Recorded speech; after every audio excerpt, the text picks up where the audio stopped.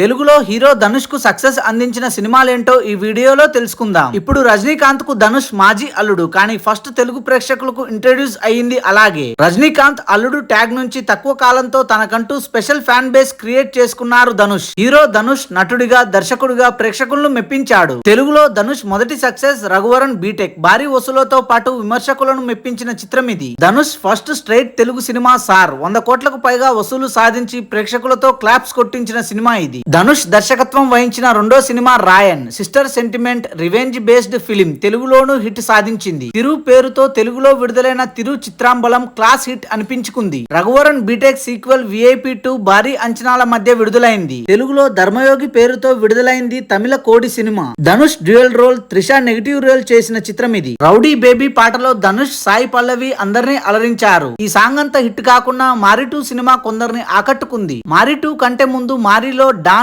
Song hit. Kajal Aggarwal నటించిన ఆ cinema మోస్తారు హిట్ అయింది. శేఖర్ కమ్ముల దర్శకత్వంలో ధనుష్ హీరోగా రూపొందుతున్న కుబేరా మీద తెలుగు ప్రేక్షకుల్లోనూ మంచి అంచనాలున్నాయి. ధనుష్ దర్శకత్వం వహించిన జాబిలమ్మ నీకు అంత కోపమా సినిమా ఫిబ్రవరిలో విడుదలైంది. రాయన్ తర్వాత మరోసారి ధనుష్ హీరోగా నటిస్తూ దర్శకత్వం వహిస్తున్న సినిమా ఇడ్లీ కడాయి. ఈ చిత్రం షూటింగ్ చివరి దశలో ఉంది. Thanks for watching this video. For more interesting videos please do subscribe.